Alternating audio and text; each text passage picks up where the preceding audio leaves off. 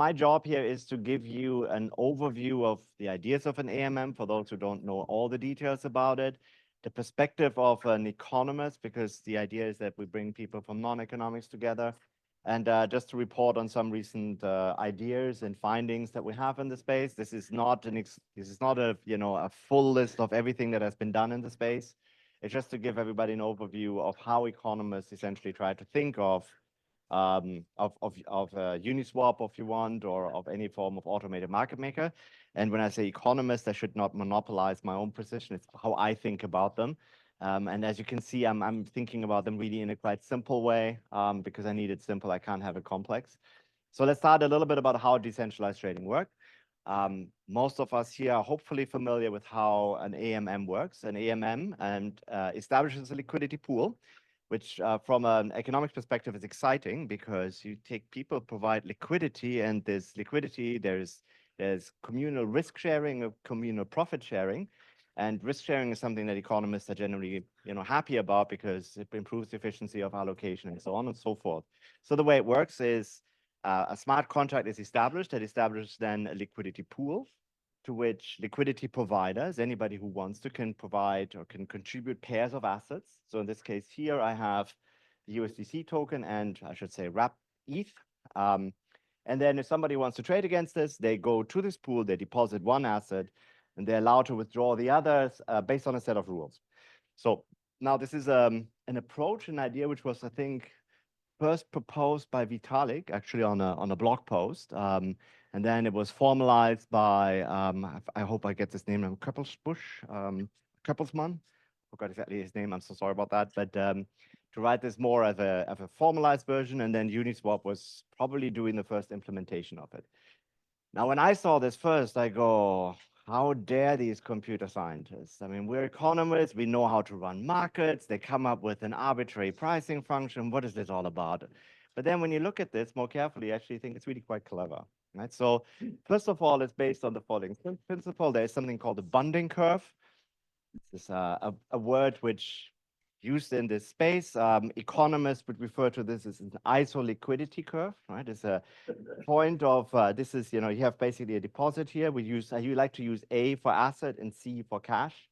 And so there's a point where the deposit is in, and then we define with this curve points of the same liquidity. If the marginal price or the price of an asset is the slope or the negative of the slope, right, at any point in time, and any point here. If you want to trade, you move along an isoliquidity curve. So the idea of an AMM fundamentally is that you keep the liquidity constant.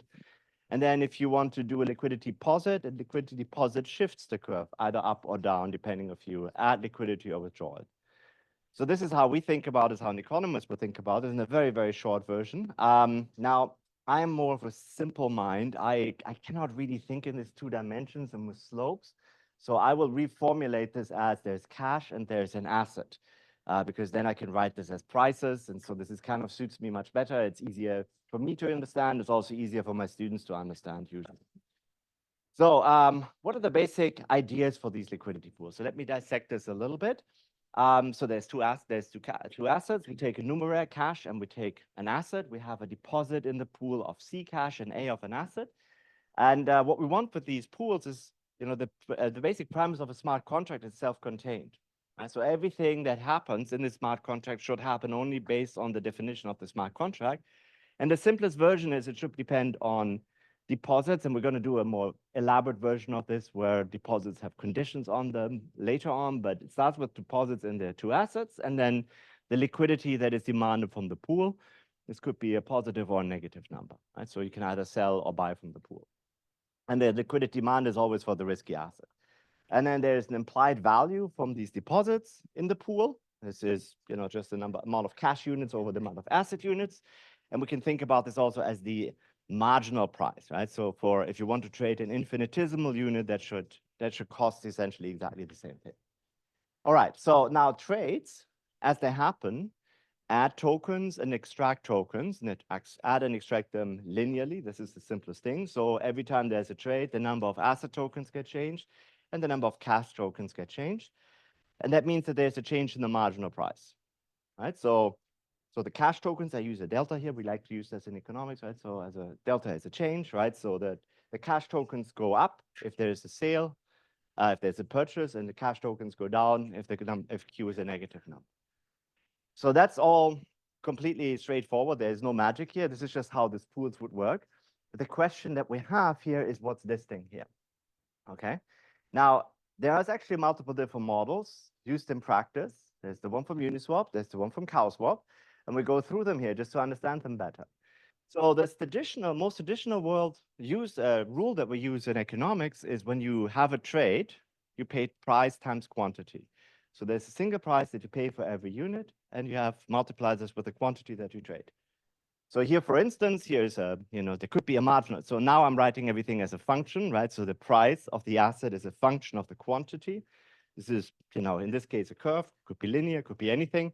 And if you want to trade a quantity Q here, then I pay a price which is this rectangular here, okay?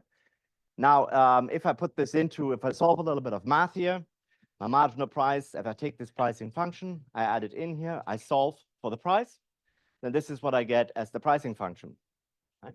Now, this is the pricing function which has been used. Here we have Andrea here in CowSwap, which stands for, if you don't know, coincidence of ones. This is not everything that CowSwap does, just to be clear, but this is essentially the pricing function that they use for the liquidity pool. Yeah. So now the next thing is, let's think about a limit order book. Now, in standard markets, almost all traditional markets are organized as limit order books, or at least our markets with continuous trading are organized as limit order books, which means that people submit orders. Those that can trade, where the buyer is willing to pay more than the seller, may have an immediate match. The rest is put in an order book. Now, the interesting thing is actually how prices work there if you have a trade. So this is usually how the book looks like. And we can also express this book graphically here. Is that basically on the left-hand side, we see the amount that you can trade if you want to sell. Here you have the amount that you can trade if you want to buy. If I want to trade, for instance, a quantity 400 here, how much do I have to pay for this trade?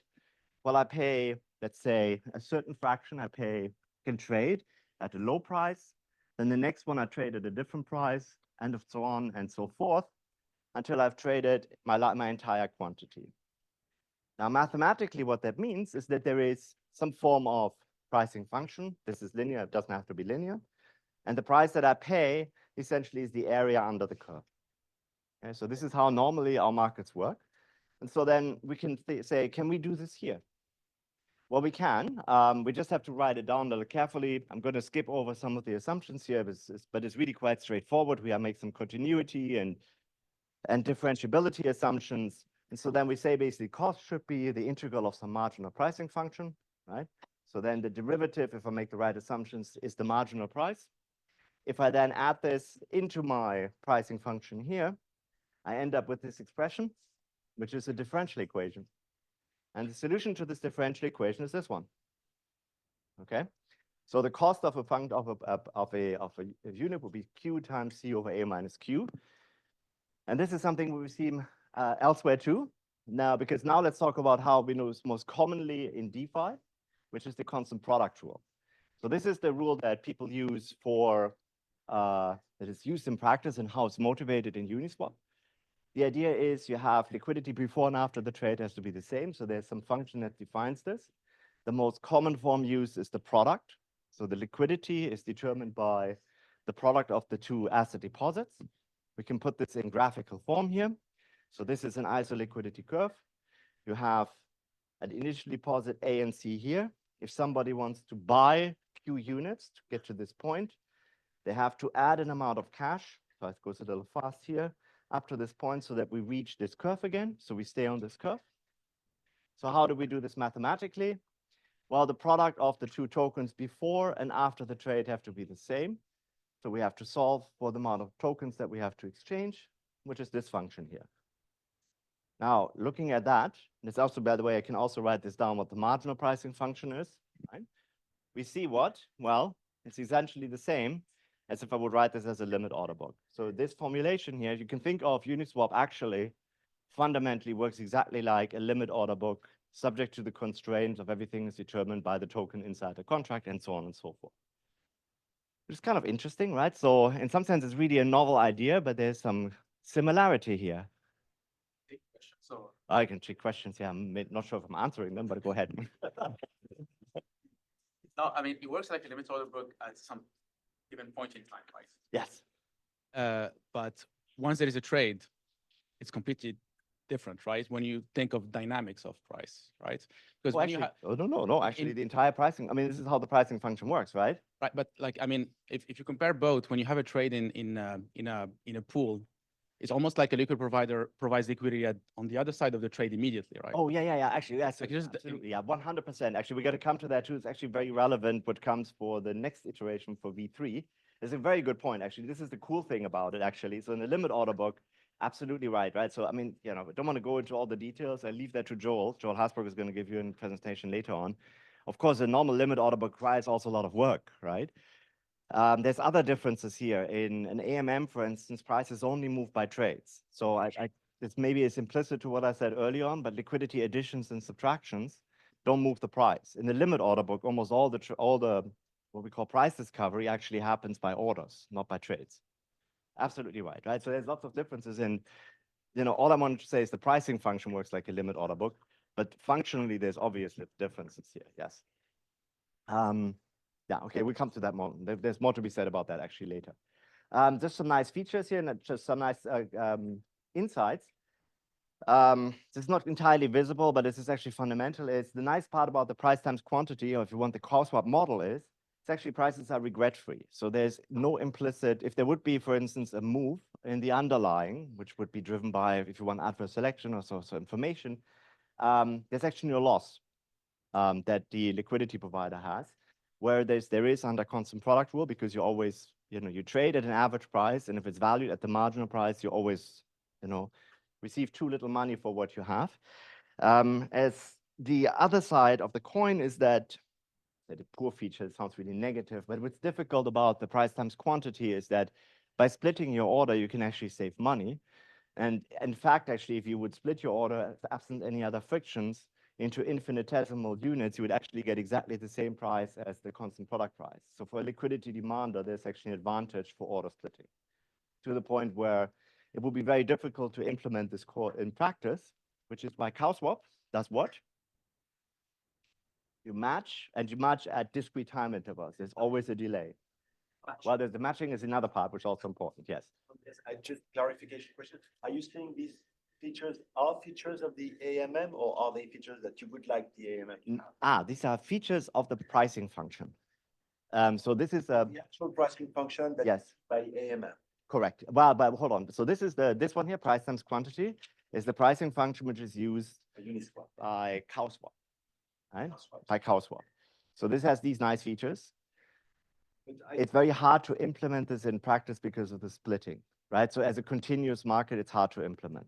how can, I mean, you stop me when I No, go ahead. stop. How do we know that, without specifying the information structure, how can we say? Okay, so I'm eyeballing that. The information to us, So this is just an eyeballing statement. if you like. So all I'm trying to, so I obviously have a model in mind here. My model that I have in mind is as follows. There is a true value, right? There's a trade which pushes the price to the true value. So you fully extract all the rents that you can as an informed trader, right? So you push it where it can be, where it should be, right? And so then the price which you pay for this, if you do it with a single trade, is the marginal price, right? And just intuitively, if the fair price is the marginal price that you also pay, then you can't gain anything from it. but the marginal price of Q is the price I pay for the last unit. But for all the infra-marginal prices, don't the market makers lose money? That would be so no. So this is the beauty of this price times quantity, because you actually pay the marginal price. Ah. You don't pay anything in between. You just pay the marginal. For that reason, there's no loss. Whereas as it actually works in an AMM in this Uniswap one, you actually pay exactly an average price. And that actually leads to an adverse selection loss. It's actually important. We come to that now, right? So just because it's a little, what I do and how I like to think about it, again, this is a pricing function. Just to make it clear, we can compute transactions costs, or price impact, as we call this in microstructure. As you can see, this is a function of the deposits here, A. Okay. And so the more you actually have as deposits, the cheaper it is to trade. Is pretty obvious, right? But also impossibly in terms of dollar amounts, liquidity providers tend to lose more for the same price movement. So if we think of this pricing curve, it gets flatter and flatter and flatter. I will use this later. So this is why I bring this up. Where am I for price? Okay, 15 minutes. Very good. Now let's talk about Uniswap V3. So far, I basically described something which is the basic model of an AMM of how Uniswap V2 and V1 work. Now V3 is a little, has a new feature, right? So one of the things that people recognize quite quickly is that when you provide liquidity in Uniswap V2, you basically provide liquidity for all prices, right? So if you think of the asset price, right, anything from 0 to plus infinity, you provide your liquidity. And most of these prices are never reached. So this liquidity is really, if you want, is very thinly spread out. And so what Uniswap V3 allows you then is to actually, in addition to specifying the amount of deposits that you want to make, you also specify a price interval over which you provide your liquidity. So there's an upper limit and the lower limit. I have this with PU and PD here, right? So I think I can use some math here, right? Or some notation if you want. And so that means basically the way this works is that if the marginal price reaches the top interval, then the deposit that you have made will be entirely spent. So it will be extracted from you. If the price reaches the lower end, then all of your cash will be expended. Right? So that's kind of the idea of how this works. So this means how, you know, we have it when we put the, how do we provide our liquidity? Now, within this interval, and I'm skipping over some details, right? So there's actually a way how everything is determined on a price grid and all, but within each interval, the pricing formulation that is used is still constant product. Okay, so now just thinking back, so the constant product rule was this Q over A minus Q, C over A minus Q. So now it's very obvious that if A is my deposit, if I substitute simply my U in there and then I take everything would be traded out, that just doesn't work because that would be a price which goes to infinity. So instead, what we have to do is we have to do what's referred to a virtual liquidity. So the idea, I think I have this on the slides, right? So the way we have to, so by the way, as a disclaimer, this is how I explain this, not how Uniswap explains this. So just as a reminder again, the marginal price reaches the upper bound, you sell all of your units of the asset. If it reaches the lower bound, you sell all of your cash. Now, what we have to do is we have to find a virtual liquidity, which is sort of like, given the liquidity units that you provide, imagine you would provide them, if you provide liquidity for the entire interval of prices, how would that look like, right? So what's the curve that fits this for this particular unit, for this particular liquidity, if I extend it for everything? And that's kind of the pricing function that we use. So what does that mean? Well, actually, you know, so we have to find, we provide liquidity over this little interval. We have to find this part of the curve. How do we do this? Well, actually, all that we have to do is we take the pricing function, right? And we have, you know, we have the number that is the relevant one is just this liquidity factor A tilde. And all that we have to do is we have to find the right one of these curves. And this would then be, just imagine it intersects properly. This is then the one which we actually are looking for. This is the one curve that represents the liquidity position that we have. That's a very simple formulation. It just requires a solution of an equation with one unknown.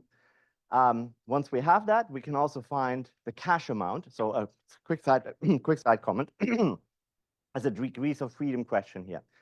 When I make my normal liquidity deposit in an AMM, a question? Yeah, sorry. Okay, so when I make my normal, let me just finish this thought. When I make my normal liquidity deposit in a V2 AMM, I make my deposit at a marginal price. So I don't actually get to pick cash and asset, right? I actually get to pick only one of the two because the other one is determined by the current price. Here I have the upper bound, the lower bound, cash and assets. But here also one of these four is determined by the other four. So you have also only one, you have 3 degrees of freedom, not 4. So for that reason, when I pick my upper bound or my lower bound, and I pick the amount of assets that I want to use, the amount of cash is actually predetermined. Anybody who actually tried to provide liquidity will find that out. You get to pick only 3 of these 4 units. So how do we find this? Well, all that we have to do is essentially have to say, okay, we know what the curve looks like. We know what the price that I've picked is of my lower bound. Then I know how much would be traded to reach that bound. And so then I can determine back out what the amount of cash is that would be used for that. Okay? So, and then if I have all of that together, that's my specification. Now, all of this leads to a little bit more of a complicated formulation in terms of the equations that you use. It's not as pretty, but actually, if you read this out, you can determine what the virtual liquidity factor will be. You can determine what the amount is that you need for the lowest price. From that, you can then determine what the cash deposit will be, and then you can also back out from what the marginal pricing function will be. And so this is how I derive this, because it took me some time to understand how this works. I tried to read all the explainers. It's not exactly the same thing in the derivative, but the outcome, the results are the same. Now you have a question? Oh, yes, just on the point that had before. So how does the AMM handle trade size and orders? Because let's say your liquidity, there's a sort of finite pool in some way and the pricing changes. So does it have any differential preference for small tickets, large tickets? Because in the trading world, there's a lot of discussion in terms of mistreating smaller tickets, only doing institutional trades first, and then pricing changes. Okay, so in the standard Uniswap V2, it's very straightforward because there's a single pool, everything gets prorated, right? So the way it works formally is you make a deposit, you get a receipt, which determines what your liquidity position is. They come in. And then everything is prorated, right? So there's no priority of any form. Okay. Here in Uniswap V3, the way it works is formally, the price, the unit line for possible prices is segmented on a grid. And then over each grid, liquidity positions are added up. And again, then, as I understand, it's prorated for whatever liquidity positions exist over a single price grid. So there's a bit of a look ahead in some way by having that pipeline essentially that you described. Well, it's really like an order book. Order book. Yeah. It's a bit like an order book, Okay. except that, in an order book, you go by time priority, and here you just basically go prorated for everything that is at each level of the order book. Right? Depends on the liquidity at each tick. That's the Yeah. Okay. All right. Here's a numerical example just to understand the differences. Suppose you have the marginal price is 10. Liquidity provider is willing to provide 100 units of the risky asset. So in V2, the liquidity would be the product of the two. So first of all, you determine what the cash amount is you have to, if you want to make this deposit, you have to add another 1,000 cash units. It gives you a liquidity of 100 times 1,000. And then in V3, suppose you want to have liquidity provision over the interval from 9 to 11. So I picked this, right? Then you get a virtual liquidity factor of 2,150.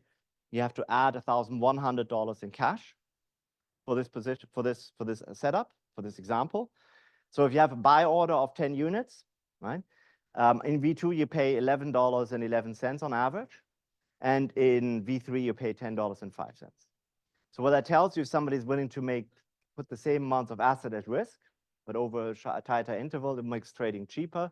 Or if you want to have the same price impact, you can actually do this with much less money, right? So that's kind of the way how you can think about this. All right, here's some references if you want to see it. So there's lots of really nice explainers out there. And there's also a paper by Fahad, which I'll come to in a minute. But what I want to talk about next, I want to talk a little bit about liquidity demand and supply here. So because for economists, we're interested not in just the technicalities of how pricing function works and so on and so forth. We want to know the incentives for somebody actually to participate here. And we need to have some kind of mental model to figure out why would you want to participate and what makes you want to do this? And then you want to ask, is this actually a good thing or not compared to maybe other markets? Okay, so we need a way to think about this. Now, to be honest, there's many ways how you can do this, right? So fundamentally, there's always the same thing. It's like you provide liquidity. There's a current price. Let's take this price as given and is right. and then you make a decision what you want to do at some point in the future. Now, this is also a choice variable if you want. Gets a little tricky to do this in modeling. So normally you make an assumption of how people do it. You can say, I keep my money in for a day, or you can also have one where you basically constantly update, right? So there's multiple versions of how you can do this.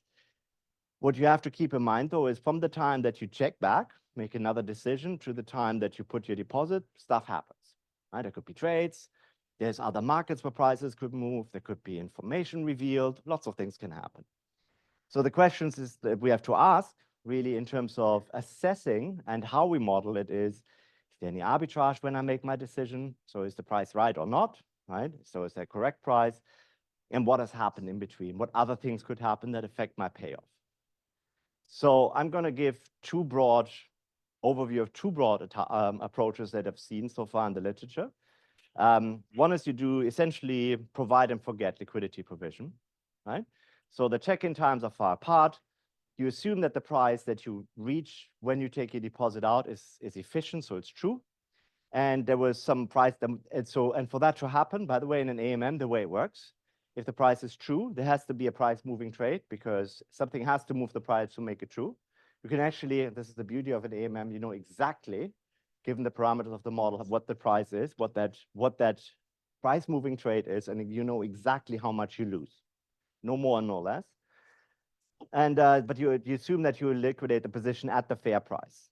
Okay, so there's no money to be made for you for liquidating. Then there is the other approach, which is a bit more like options market making thinking, where you basically, what happens is you check in essentially continuously, right? So the underlying price process, and you try to tag along, and the price at which trades happen or which you can rebalance in the future may be right or wrong. So sometimes you may have the ability to make a profit, right? So for instance, why would you make a profit? It could be an uninformed trade. Uninformed trades move the price. If I have the ability to rebalance at the correct price, then I make a profit.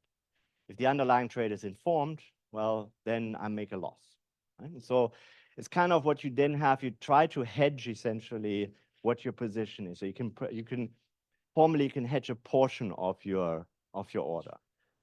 So just in broader terms, here you worry about the positional loss that you make relative to any income. The term that we use there is what's referred to as impermanent loss. I like to refer to it as positional loss, or if you want, average selection loss. That's what we would think of as permanent loss. Exactly. This is why I put it in parentheses, because we would call it a permanent loss, yes. But the crypto community called it impermanent. I'm not sure what makes it impermanent, but anyway, here we are. Absolutely correct, Bruno. And then here, you worry about whether or not you can rebalance your liquidity possibly profitably. This is referred to as lever in the industry, or loss versus rebalancing. And there's a number of papers that touch upon that too. So let me go with what I better understand, which is provide and forget. So the basic idea is very simple, right? You deposit your cash into your asset, you withdraw at a different price. You will always have a positional loss, right? When the price changes, because the price that you changed, that you liquidated is correct. Why do you have a loss? Well, that's the nature of an AMM, right? So the price has to move. Some trades have to happen for the price to move to the correct value. The price that if I sell to the other side is I receive too little relative to what the true price is. If the price goes down, I pay too much for the assets that I purchase. So in each case, I lose. And so then we have this particular loss. So this is essentially the value of my position kept in a liquidity pool. This is an illustration. This is what I would have had if I had kept my money in my pocket. So there's a loss here. So for liquidity provision, there has to be some compensation. Okay, so the way we think about this, I try to avoid any math here, but just, formally, we have some form of fee income. Then I have some form of net change in my cash position, and I have a true value, what I have to assess my assets at the time. Okay, and this has to be larger than the cost of capital. And this part here is my adverse selection loss, or positional loss, or impermanent loss, depending on which model you're going with. So this is how all liquidity provision works. It has nothing specific here, right? Now the fee income in traditional finance will be the bid-ask spread. In AMMs, it's a fee that you receive. It's an explicit fee, right?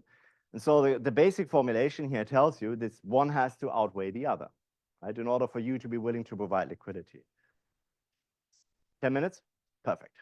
Okay, so we have actually looked at this. So Katya and I have written a paper on this. It's a little self-advertising here. When you write this clever and you express it in returns, you can actually write it with a single decision variable, which is a liquidity deposit that you have to make. And you can actually determine this even as the fractions of tokens that exist or shares outstanding of any issue that exists. You can determine how much you actually have to make as a liquidity deposit, given other characteristics like return characteristics and say volume of noise trading, so that you can break even as a liquidity provider. Now, this is a side comment. If you would actually have house swap pricing, this one would always be zero because you actually trade always at the marginal price. In principle, you can actually trade cheaper, but there's the issue of order splitting. Right?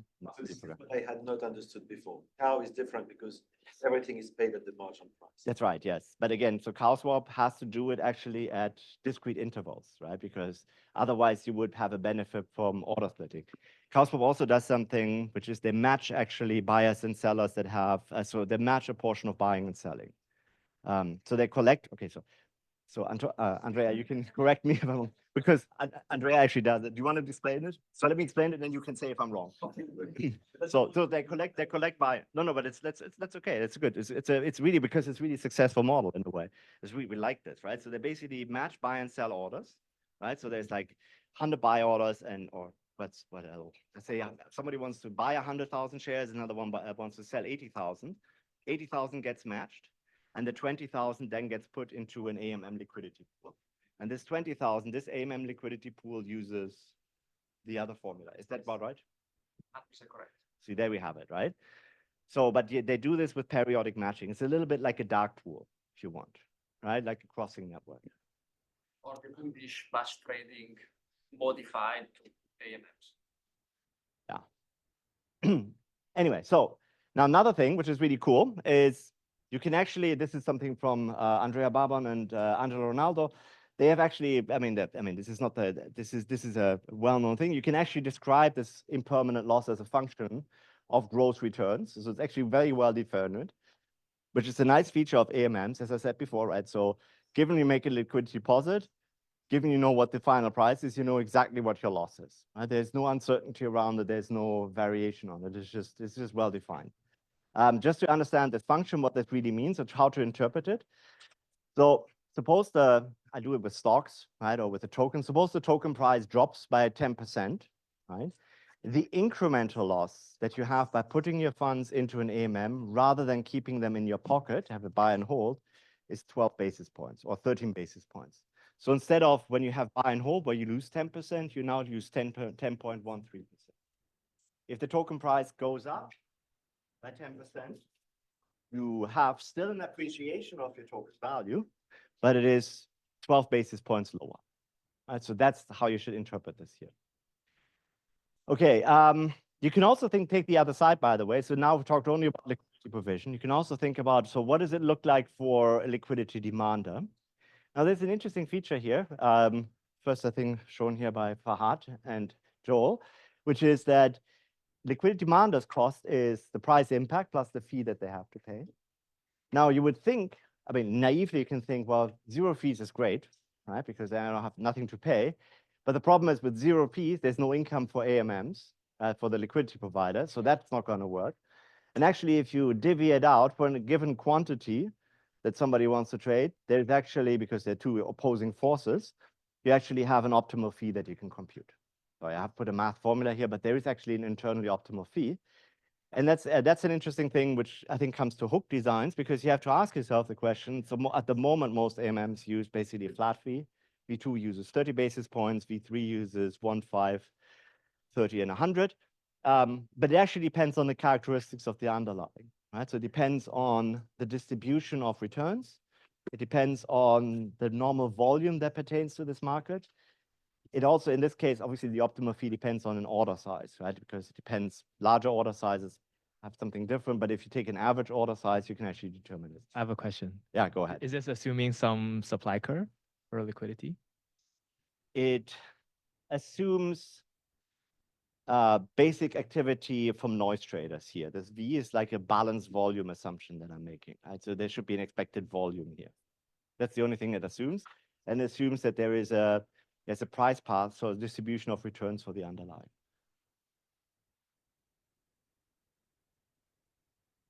Okay, so moving on.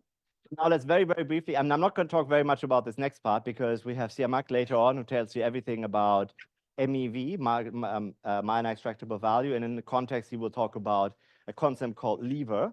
But just to give you an idea, very fundamentally, liquidity, providing liquidity on any market is like giving other people an option to trade.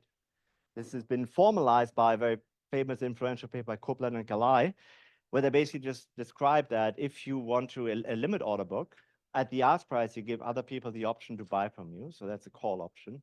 At the bid price, you give other people the option to sell to you. That's a put option. You put them together as an option strategy that's called a strangle because different prices. If it's not one price, it would be straddle. And so you can think about liquidity provision in these terms. Now, Joel and Thomas and Fahad have actually written a paper on this and say, well, actually, AMN liquidity provision in V3 with your liquidity positions is actually a covered call, right? Because, I mean, very loosely, if the price stays within your price interval, you're collecting fees.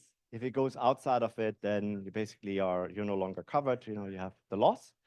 So yeah, you can actually think that as a different type of option strategy. So there's a subtle difference. And then there's also a very nice paper, and this is what I'm going to talk for very, very briefly about, is from Siamak and his co-authors, and Tim Roughgarden and Anthony Zank, which refers to something called lever, right? So the idea of lever is that over time you can hedge a certain portion of your portfolio, of your liquidity, and then you can possibly profitably trade in the process of this. 5 minutes? Okay, so I'm going to skip over this then entirely. No, you're going to see all of this because Siamak is going to talk about this, okay? I want to talk about this because that's actually probably something which is more worthwhile noting for people here going forward. All right, so let's talk about some concerns about market makers. The concerns, I want to be very clear. These concerns, and this is something which is very interesting to me and to all of us in a way, actually driven, or they're actually created by the way how a blockchain works. So the first one is the concept of an MEV attack. And there's two types of MEV attacks that are relevant. The first one is a so-called sandwich attack. So just very briefly, I mean, there's nuances, and I think, there's some changes that happen over time. But fundamentally, you create an order, you put this, so a trade in an AMM, you put this to the network. It goes into a mempool. In the mempool, at least until a few years ago, was completely visible. Right? Anybody can see this trade that is in there. And what you can do then is you can try to sandwich this trade. Now, a sandwich essentially means is you send two orders. One goes before the original trade. Say this trade is a buy trade. You move the price up. And then the second trade is the offsetting trade. And so now, why would this work? Well, the way it works is the sandwicher would send a higher fee for their order. With a higher fee for the order, the miner, going with miners here still, or the valid, let's call it with miner, right? Because it's really based on miners at the time, would prioritize the one with a higher fee. So the one with the highest fee, the price moving order moves first, then the original trade, and then the offsetting trade. And the structure of the payments on the price function is such that these would always be profitable. And in fact, actually, there's no limit for the profit. So that's a pretty big problem. You can put slippage provision in, and most AMMs allow this, but you got to be cautious with those because you will always move the price. So you can't have it too stingy. And if you have it too wide, then again, you can be taken advantage of. You can limit the loss, but there could still be a loss. And this actually happens, and it continues to happen, right? So these sandwich attacks are real. Proposer-builder separation itself does not solve this problem. Flashbots does not solve this problem entirely. Okay? The next thing is another form, and Siamak will talk about this, which is arbitrage trades that reduce lever. So lever is basically uses the idea that you can sometimes profitably rebalance, which you can think about as a liquidity provider, you do an arbitrage trade against your own liquidity position, right? Now, if you can do this, you can actually reduce your costs, right? But the reality is in modern markets, the builders and searchers actually create bundles where they actually take advantage of this arbitrage. So in a way, they take this away from the liquidity provider. And now, why is that a problem? Well, with levers, you can actually lower liquidity costs, right? Liquidity provision costs. So you can actually provide liquidity cheaper. But if this is taken away from the builders or by the searchers, then you can, you actually put that advantage away. So that's a problem, right? So that will increase the liquidity equilibrium cost for everybody. So proposer-builder separation in a way actually creates this problem. And then the third one is just-in-time liquidity. So this is the last thing. There's two versions of this, and I'm going to still say it no matter what you do. Okay, so just-in-time liquidity. So in case you don't know, so sorry, Uniswap. But the way Uniswap actually works is when you go to so there's two ways how you can trade with Uniswap. You can trade directly with a smart contract, or you can trade with the front end. So this is what most random people would do. So they go to their website, they submit a trade, and then that trade gets sent through a router, right? So Uniswap has a router, and so they can decide to send it to the liquidity pool, and whatever liquidity pool is usually the cheapest, right? It could be V2, V3, whatever, right? Or they can send it to an OTC market maker. And that actually happens too. So now, if we think about this, what we do in finance, we know when you have that choice and you send it to an OTC market maker, we get what? Cream skimming, right? So if the market maker has some inkling that your trade is just, a noise trade, they were willing to take it. Whereas, and this is the problem, that more toxic flow may then make it to the liquidity pool. That changes the incentives for liquidity providers. That makes trading more expensive, not good. Now, the second part is, and this is something where Uniswap has no control over. Suppose they put everything to the liquidity pool. Well, there's still searchers and builders that see all the orders coming in. Now, if you're a clever searcher builder, what do? You see the orders as they come in, and what you're going to do is you want to order them in a particular way. So let's say there is 10 buy orders for the same units and 8 sell orders.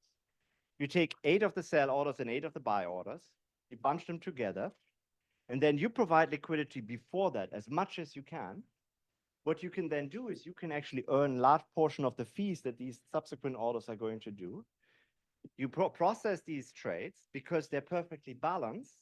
You have no risk. There's no impermanent loss that you face. You take your position out, you collect your fees, and then you put the rest back into the pool, and they go to the liquidity providers. And automatically, the liquidity pool gets something which is much more toxic. So that's a problem too. So there's a paper here that studies parts of this from Agostino here, right? But this is, as you can see, this is a real problem, right? Or this is a student created this for me afterwards, right? So you have the brave liquidity providers get nothing out of this. Yeah. Okay, so and then this puts me to the end. So as an economist, I'm quite excited about AMM because I think they are a really genuine new market institution. And it's an evolving space, which brings us to Uniswap v3, which is what Fahad will be talking about. Now, the part that I'm worried about as an economist is will we just rediscover all of the nonsense that we experienced over decades in traditional markets and for which we have pretty heavy-handed regulation to get rid of. That's the last thing that we want, right? So there should be, I mean, the one thing that the DeFi space is quite good at is sort of self-healing. So I think it's important to have an open eye for that, an open mind. Okay, that's it. Thank you.